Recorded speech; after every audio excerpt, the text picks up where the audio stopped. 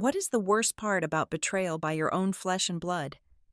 For me, it was the innocent smile my sister wore while our family cheered her on to steal my $1.2 million inheritance. This was never just a petty dispute. It was a massive fraud disguised as love, met with my ruthless, entirely legal counterattack. Buckle up. When that Colorado blizzard hits, no one will save the girl who dug her own grave. Hello, everyone. Before today's story begins, we'd like to share a quick message. YouTube recently removed our monetization, cutting off our income. If you enjoy this story, we humbly ask for just $1 to help pay our staff so they can make a living and keep creating for you. Thank you for saving us. Now, let's begin the story. My name is Aaliyah Mills. At 32 years old, my entire life revolves around calculating variables, predicting disasters, and managing unseen threats. As a senior risk analyst for Ethos Horizon Dynamics, a massive corporate conglomerate, my days are spent dissecting data and mitigating corporate fallout. My world in the city is loud, fast-paced, and utterly exhausting. That is exactly why the inheritance meant everything to my sanity. My late Aunt Clara, a brilliant but notoriously eccentric architect, left me her absolute masterpiece. It was a state-of-the-art smart cabin tucked away in the isolated perpetual snows of the Aspen, Colorado mountains. Valued at roughly $1.2 million, this sprawling property was not just an expensive piece of real estate. It was Clara's life's work, and her soul manifested into wood and stone. She had designed it to be completely off the grid, fully sustained by advanced solar arrays and a deep geothermal heating system. Clara abhorred the chaos of modern society and sought pure refuge in the untouched wilderness. She bequeathed this sanctuary solely to me because, out of our entire bloodline, I was the only person who truly understood the profound value of its absolute silence. My younger sister, Chloe, was the exact opposite of everything Clara stood for. At 26 years old, Chloe was a self-proclaimed lifestyle influencer who lived in a perpetual delusion of high society grandeur. While Clara was alive, Chloe could not have cared less about her well-being. She actively avoided family gatherings if Clara was present and constantly mocked the Aspen property, calling it a creepy shack in the absolute middle of nowhere. Chloe's world consisted of free promotional cosmetics, rented designer handbags, and an endless, desperate clawing for internet validation. She despised the quiet. She despised anything that could not be monetized on a social media feed. A few weeks after we buried Aunt Clara, the dust had barely settled when my personal phone started acting up.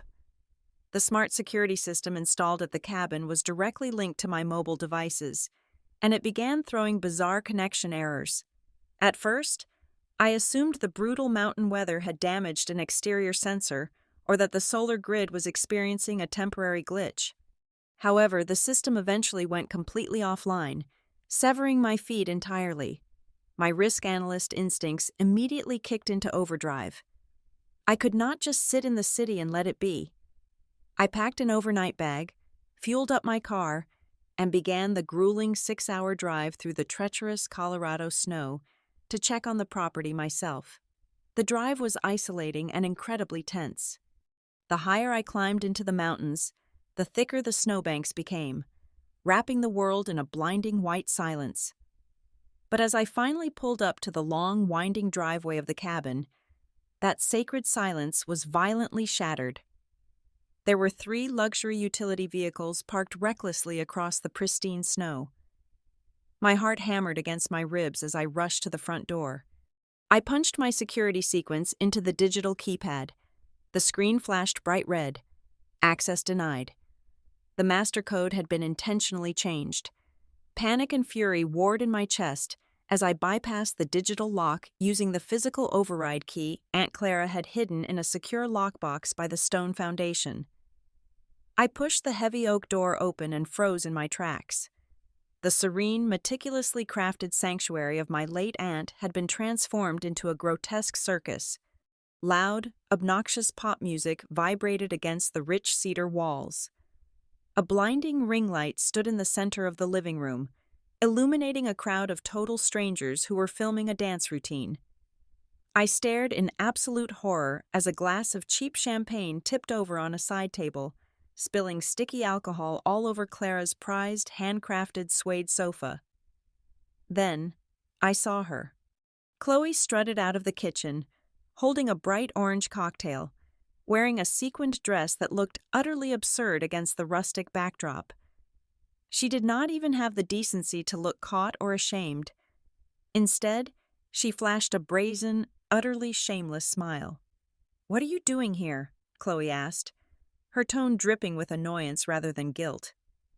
I demanded to know why she had broken into my house and changed my locks without my permission. She simply rolled her eyes, crossed her arms, and sighed heavily. "Oh, relax, Aaliyah. Mom and Dad already said it was perfectly fine for me to borrow the place for a few days. I am shooting a brand campaign for an up-and-coming fashion label. You are in the city all the time anyway, and it is a total waste to just leave this massive house empty. How I use it is my right. We are family, after all, and family shares." The sheer audacity of her words hung in the suffocating air, an ugly omen of the storm that was about to break.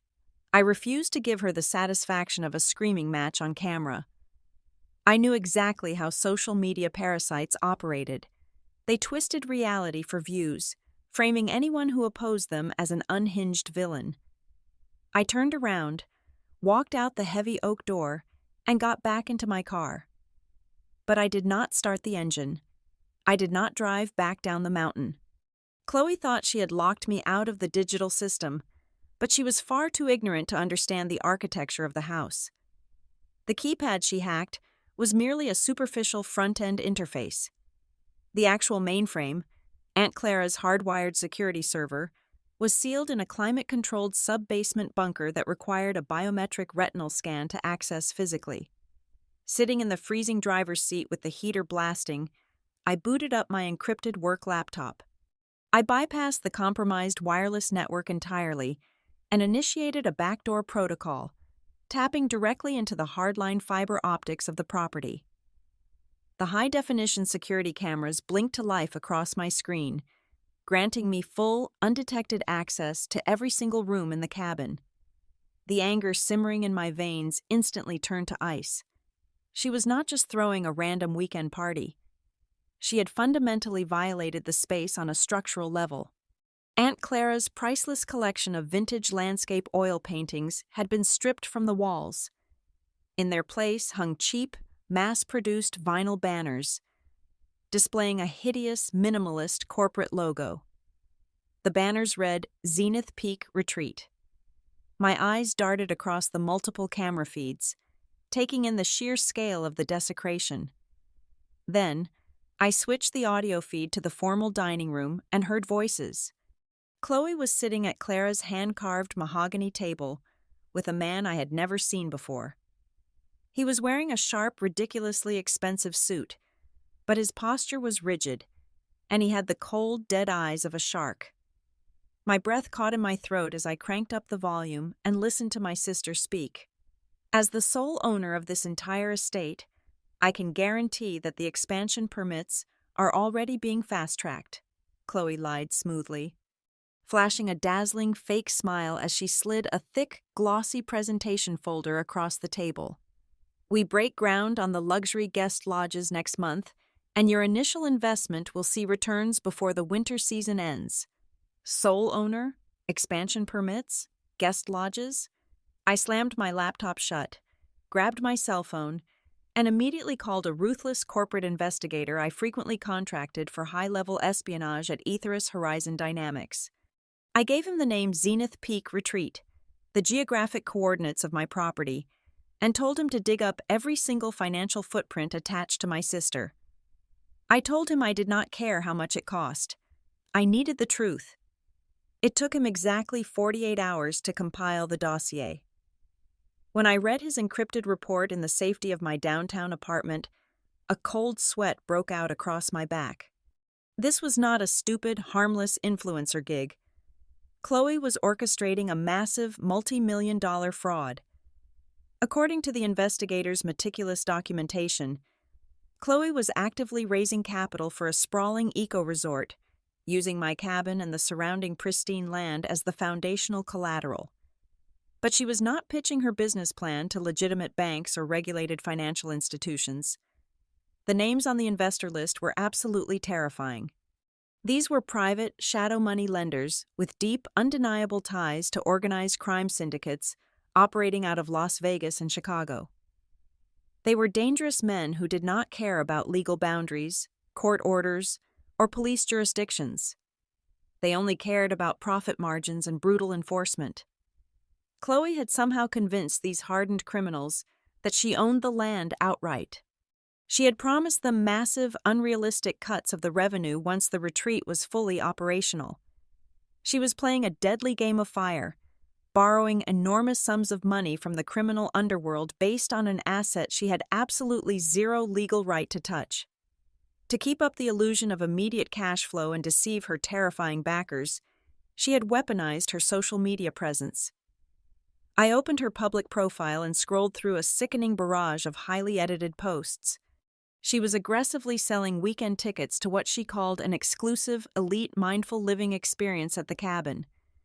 The price tag made me physically nauseous. She was charging $5,000 per person. She was packing my aunt's sacred, quiet refuge with wealthy, gullible tourists. She charged them exorbitant fees for cheap group yoga sessions, catered boxed wine, and fake spiritual healing, all while pocketing the untaxed cash to maintain her fake billionaire lifestyle online. She had completely turned Clara's peaceful legacy into a cheap, illegal commercial circus, and in doing so, she had painted a massive, deadly target directly onto my property. The sheer scale of the deception forced my hand. I picked up my phone and dialed my parents' landline, expecting shock, outrage, or at least a minimal level of parental concern when I revealed what my sister was orchestrating in the mountains. I was a fool to expect anything resembling rational behavior from them. The moment my father answered, I laid out the facts plainly. I told him about the massive fraud, the dangerous investors, the unauthorized modifications to the house, and the blatant trespassing. There was a long, heavy silence on the line. Then, I heard the distinct click of the secondary receiver being picked up in the kitchen. My mother had joined the call. Instead of apologizing or rushing to stop the impending disaster, they instantly closed ranks. They formed an impenetrable wall of toxic enablement around their golden child. The defensive barrage began immediately, shifting the blame entirely onto my shoulders. Aaliyah, you are vastly overreacting to all of this, my father sighed, his voice dripping with condescending patience, as if he were scolding a stubborn toddler over a broken toy. We already knew she was using the space. Family comes first. Always. You have your high-paying corporate job, your fancy apartment in the city, your perfect little life. Your sister is just trying to build something for herself. You need to be supportive. Before I could even process the sheer absurdity of his statement, my mother unleashed her weapon of choice. The theatrical, breathless sobs echoed through the speaker. She launched into a hysterical, guilt-laden monologue, desperately trying to manipulate my sense of morality. She confessed that Chloe was drowning in unmanageable, crippling credit card debt. She had leveraged herself to the absolute breaking point just to keep up appearances for her online followers.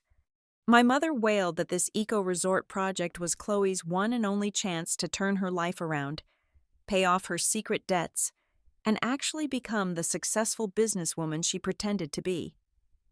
If you shut her down now, you will destroy her completely, my mother cried, her voice pitching into a frantic, grating shriek. You will be the one who bankrupts your own flesh and blood. How could you be so indescribably cruel to your little sister? She just needs a break, Aaliyah. The world is so hard on her. Just let her have this one victory. Do not ruin her future because you want an empty house all to yourself. The sheer manipulation was suffocating. I felt a tight, burning knot form in my chest, a physical reaction to the gaslighting I had endured my entire life. I tried to explain that this was not a harmless, naive business venture. I told them she was swindling highly dangerous people out of millions of dollars using my stolen property as collateral. But logic has no place in a house built entirely on delusion. My father interrupted my desperate warnings with a proposal so incredibly audacious it left me temporarily speechless. He cleared his throat loudly and adopted his best authoritative, patriarchal tone. "Listen to me right now," he commanded. "We can fix this easily without causing a scene. All you need to do is draft a temporary land use authorization document. Sign the property over to her name, just on paper, just for a few months. It will legitimize her contracts with these investors and keep the money flowing. Once the resort turns a massive profit, Chloe will pay you back a huge percentage. You will make an absolute fortune just for sitting back, keeping your mouth shut, and being a supportive older sister." I stared blankly at the sterile white wall of my apartment. The absolute truth crashed down on me with the crushing weight of a collapsing building. This was not a sudden lapse in judgment from my parents. This was a lifelong pattern perfectly crystallized in one horrifying, defining phone call. My entire existence in this family had been meticulously designed to serve as a safety net for Chloe's endless string of failures. I was never a beloved daughter to them.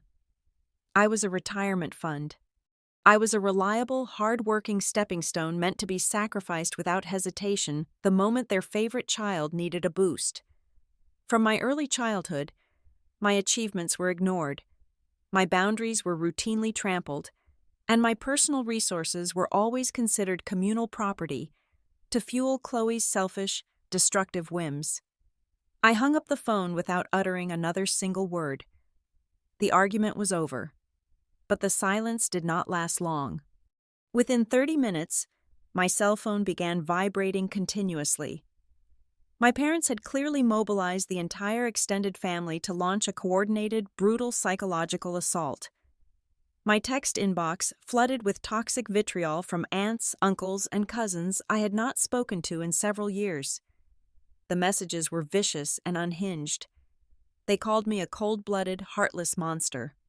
They accused me of being bitterly jealous of my younger sister's entrepreneurial spirit and her sudden internet fame.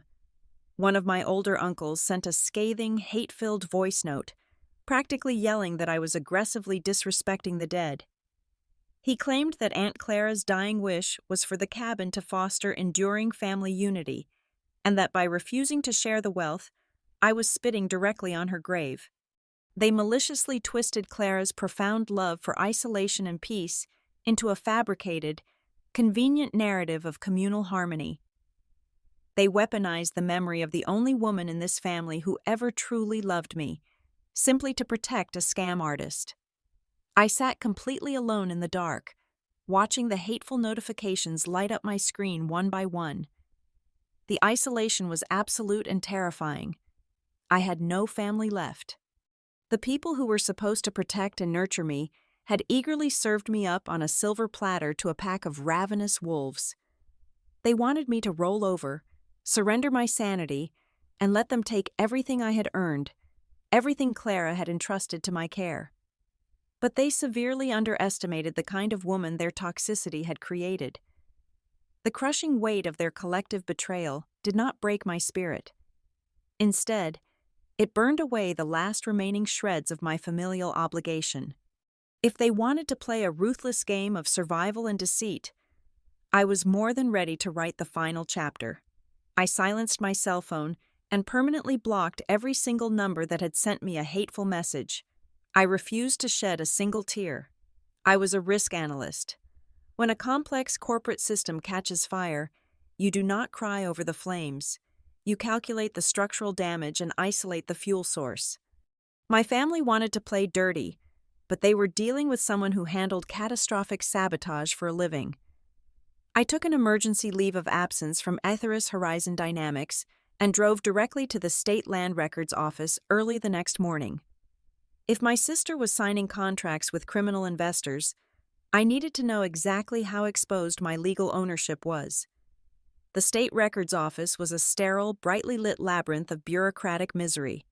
I sat at a cold metal desk for 3 grueling hours while an overworked clerk pulled the physical property files for the Aspen estate. When she finally dropped a thick manila folder on my desk, the air in my lungs turned to ice. I opened the file. Sitting right on top of Aunt Clara's pristine, unencumbered deed was a freshly filed legal encumbrance. It was a highly sophisticated, heavily notarized collateral agreement. My eyes scanned the dense legal jargon, and my heart slammed against my ribs so hard it physically hurt.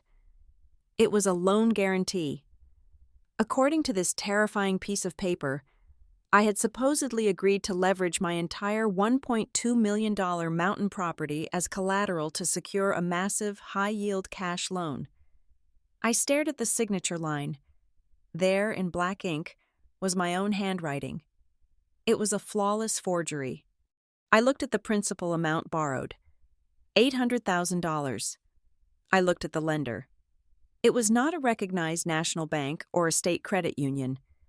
It was an obscure, aggressively named shell corporation that perfectly matched the entities from my private investigator's dossier. This was an unregulated, black market credit fund. My sister had walked into a room full of organized criminals and taken out an $800,000 hot loan, offering my sacred inheritance as the sacrificial lamb if she failed to pay. I immediately pulled out my phone and dialed my private investigator, reading him the name of the shell corporation listed on the lien. I heard him swear loudly on the other end of the line. He confirmed my absolute worst fears. This specific underworld group did not take people to civil court when a loan defaulted. They specialized in brutal physical asset seizure and violent intimidation. The pieces of the puzzle aggressively slammed into place, forming a picture so dark and depraved that it made my blood run cold. There was no eco-resort. Zenith Peak Retreat was nothing but a hollow, elaborate mirage. It was a textbook Ponzi scheme. Chloe did not borrow that staggering amount of money to hire contractors, secure building permits, or lay down infrastructure.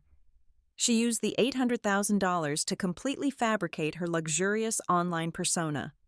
That shadow money paid for the rented luxury sports utility vehicles parked in the snow.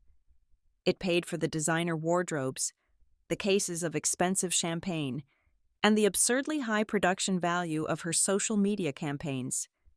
Her master plan was as idiotic as it was suicidal. She was using the mob's money to build a fake billionaire aesthetic, hoping that this glamorous facade would attract extremely wealthy, gullible men and legitimate private investors to her gala events. She intended to use their new investments to pay off the initial, dangerous loan from the underworld. It was a house of cards, built on top of a live minefield, and she had forged my name on the detonator. A terrifying realization washed over me, paralyzing me in the uncomfortable metal chair. The dynamics of the situation had fundamentally shifted from a petty family property dispute to a genuine threat to my life. If I simply drove up the mountain with the local police, kicked Chloe out of the cabin, and changed the locks, the nightmare would not end. The loan sharks would not care that my sister had forged my signature. They operated completely outside the boundaries of the justice system. To them, my name was officially on the dotted line, and the $1 million cabin belonged to me. If Chloe disappeared or went to jail, those violent, dangerous men would immediately shift their crosshairs onto me. They would come to my apartment in the city. They would break my bones, destroy my career, and forcefully seize Aunt Clara's house to settle the debt.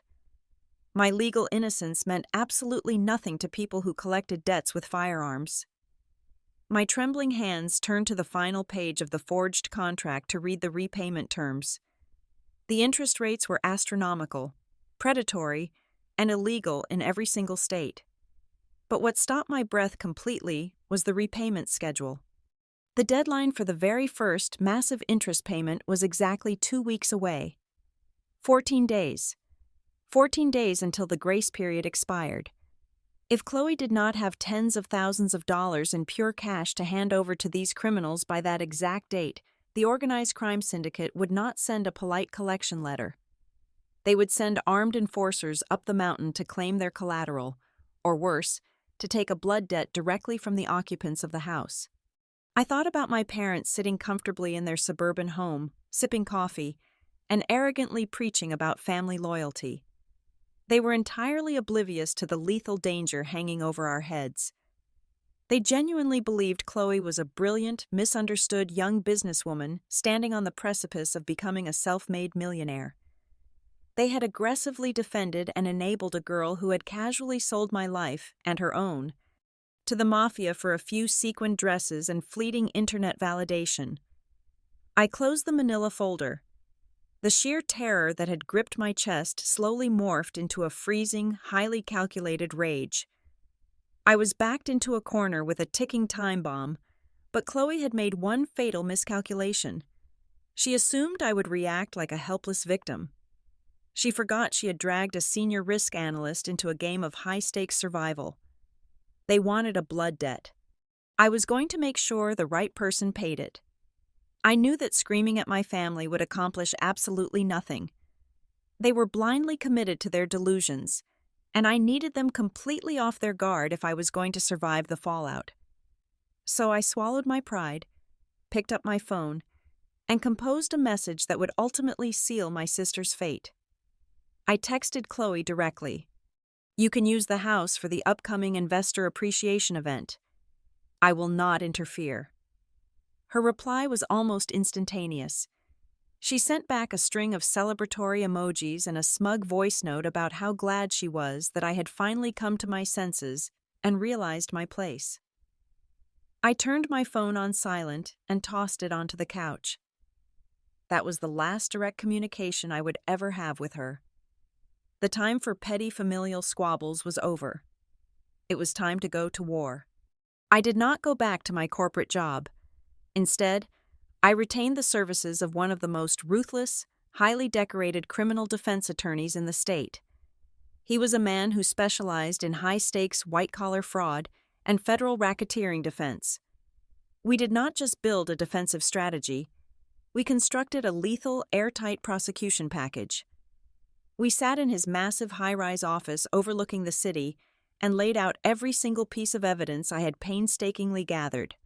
I handed over the high-definition audio and video recordings from the hidden sub-basement server, which explicitly captured Chloe impersonating the legal property owner to prospective marks. I provided the private investigators meticulously documented transaction history. And most importantly, I presented the state-certified forensic handwriting analysis proving, beyond a shadow of a doubt, that my signature on that $800,000 black market loan was a complete and utter forgery. My attorney took one look at the file and immediately contacted his confidential liaisons within the Federal Bureau of Investigation. Within hours, 2 senior field agents from the Financial Crimes Division were sitting across from me in the boardroom. The feds had apparently been tracking this specific organized crime syndicate for over 3 years, desperately searching for a clean point of entry to take them down. My sister, in her infinite vanity and stupidity, had just handed them an entire criminal networking node on a silver platter. Working frantically through emergency judicial channels, my legal team executed a highly complex tactical maneuver. We filed an emergency injunction to completely freeze my own property rights. By legally locking the Aspen estate into a state of frozen dispute pending a federal investigation, I effectively shielded the asset from any immediate civil seizure by the shell company. More importantly, we legally severed my identity from the fraudulent contract. With swift, merciless precision, we shifted 100% of the criminal and financial liability squarely onto Chloe's shoulders. The federal paperwork explicitly stated that the current occupant of the cabin had committed wire fraud, identity theft, and grand larceny. I was no longer the helpless guarantor of a mob loan. I was the legally recognized victim of a massive financial crime, completely indemnified from the impending fallout. However, legal indemnification meant absolutely nothing to armed thugs looking to collect their dirty money. The mob would still come up the mountain when the payment deadline hit, expecting to violently seize the house or hurt whoever was inside. I needed to ensure Aunt Clara's legacy survived the impending physical assault. Under the strict, documented guise of insurance-mandated property upgrades, I quietly hired a private, elite security firm staffed entirely by highly trained ex-military contractors. I gave them a blank check and less than 10 days to turn the cabin into an impenetrable fortress without altering its rustic, natural aesthetic. They worked in absolute secrecy, coordinating their installations during the hours Chloe was in town shopping. They swapped out every single window on the main floor with high-grade, reinforced bulletproof glass. They strengthened the heavy oak doors with solid steel core frames and heavy-duty deadbolts. They even installed a sophisticated electromagnetic perimeter fence, perfectly hidden beneath the tree line, which could be activated remotely. The entire property was heavily fortified, capable of withstanding a concentrated, violent siege. Chloe, completely consumed by her own reflection and busy preparing for her big night, did not notice a single modification. The trap was flawlessly set. I knew from intercepting Chloe's digital communications that she had mailed out dozens of physical invitations for an exclusive, highly publicized winter gala at the cabin. She had invited social media influencers, local wealthy socialites, and fatally, the very same shadow investors who had loaned her the initial capital. She was desperately hoping to dazzle the legitimate guests into investing millions so she could use their clean cash to pay off the impending deadline for the criminal loan. It was a desperate, idiotic gamble built on pure panic. When the night of the gala arrived, I did not drive up the mountain. I stayed safely locked inside my high-rise apartment in the city, hundreds of miles away from the danger zone. I brewed a large pot of dark roast coffee, sat down at my desk, and booted up the encrypted fiber optic feed on my laptop. The multiple high-definition camera angles illuminated my screen, showing the pristine snow falling outside and the brilliantly lit cabin interior. The countdown had finally ended. All I had to do now was sit in the absolute silence of my home, watch the monitors, and wait for the wolves to arrive at my sister's door. The night of the gala coincided with the most ferocious, punishing blizzard Aspen had seen in over a decade. Mother Nature was howling, burying the steep mountain roads in several feet of blinding, impenetrable white powder. But inside the cabin, the atmosphere was a sickening display of synthetic warmth and arrogant excess. I sat alone in my darkened city apartment, miles away from the danger, staring intently at the grid of high-definition camera feeds glowing on my monitor. The visual contrast was jarring. The heavy cedar beams of my aunt's peaceful sanctuary were illuminated by harsh, pulsating party lights. Over 50 guests had foolishly braved the treacherous, icy roads, lured up the mountain by the promise of rubbing shoulders with the elite and getting in on the ground floor of a massive investment opportunity. In the center of the sprawling living room, Chloe was completely in her element. She wore a stunning floor-length emerald gown with a daring thigh-high slit, gripping a crystal champagne flute in one hand. She stood on a makeshift podium by the fireplace, flashing her perfectly whitened teeth, delivering a nauseatingly charismatic speech about the future of luxury ecotourism. She commanded the room, feeding off the attention of wealthy, gullible socialites and a few very specifically dressed men lurking silently near the back of the room. Those men were the shadow investors who had come to collect their $800,000. I watched her raise her glass, toasting to her own fabricated brilliance and imaginary success. My parents were standing right in the front row, clapping aggressively, beaming with unearned pride as they looked at the daughter they had sacrificed me to protect. It was the perfect moment to pull the plug. I reached out and pressed the keystroke combination on my laptop. A digital command bypassed the local servers and shot directly into the cabin's subterranean mainframe. Instantly, every single light, speaker, and heating unit inside the massive house died. The live camera feeds immediately switched to infrared night vision. The sudden, suffocating darkness inside the cabin triggered immediate, visceral chaos. The thumping music was replaced by a chorus of confused shouts, frightened gasps, and the sharp sound of breaking glass as people bumped into furniture. Chloe was screaming shrilly for someone to use their phone flashlight and check the breaker box. But the real nightmare was happening outside. Through the exterior perimeter cameras, I watched a convoy of 4 massive, matte black utility vehicles plow violently through the mounting snowdrifts, entirely ignoring the paved driveway. They skidded to a chaotic halt just past the front gates. These were not late-arriving, very important persons. A dozen men in heavy tactical winter gear piled out into the freezing wind, carrying heavy steel crowbars and visible firearms. The debt collectors had arrived precisely on schedule, and they were not interested in listening to a business proposal. Inside, the guests began to panic hysterically as they saw the armed, shadowy figures approaching the reinforced windows through the blizzard. The mobsters swung a heavy steel pipe directly at the massive front glass pane, fully expecting it to shatter inward and grant them easy access. Instead, the weapon bounced off the bulletproof, military-grade polymer with a dull, useless thud, vibrating violently in the attacker's hands. They tried again and again, striking the glass with furious desperation, but my expensive, meticulously planned fortifications held flawlessly. The house was an absolute fortress. The criminals began shouting furiously at each other, preparing to use heavy ballistics to breach the heavy oak doors. Then, the true trap slammed shut. Before the armed men could even chamber their weapons, the desolate, snowy mountain completely erupted. The deafening wail of heavy sirens cut sharply through the howling blizzard. Blinding red and blue strobe lights painted the white snow in violent, chaotic, flashing colors. A massive fleet of state police cruisers and heavily armored Federal Bureau of Investigation transport vehicles surged up the mountain path from the tree line, completely boxing in the black utility vehicles. It was a flawlessly executed, overwhelming ambush.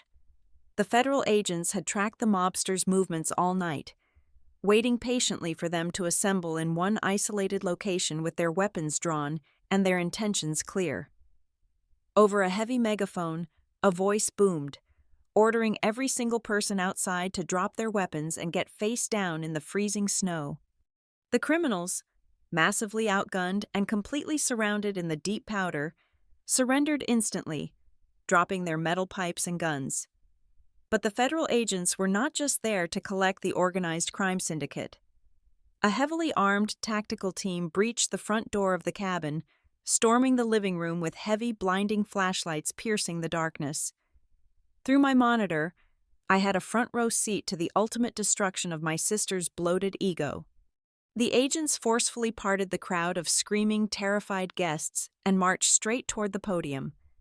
They grabbed Chloe, forcefully turning her around and snapping heavy steel handcuffs onto her wrists. She was sobbing hysterically, her expensive makeup running down her face in ugly black streaks, screaming at the top of her lungs that there was a massive mistake and that she owned the property. The lead agent ignored her cries and read her rights loudly, arresting her for multiple counts of federal wire fraud, identity theft, and grand larceny. The absolute most satisfying moment was watching my parents. They tried to physically intervene, screaming at the federal officers to unhand their precious, innocent daughter. Without a single second of hesitation, the agents slammed my father against the cedar wall, aggressively cuffing him and my mother as well. They were frog-marched out into the freezing, unforgiving blizzard, arrested for immediate questioning as suspected accomplices to a multi-million-dollar federal financial crime.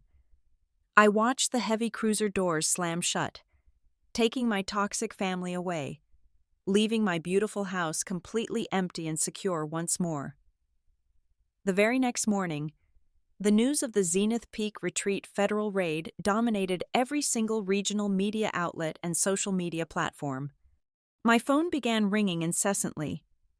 It was my parents, calling frantically from a county holding cell. They had been released pending further intense investigation, but Chloe had been formally denied bail as a severe flight risk.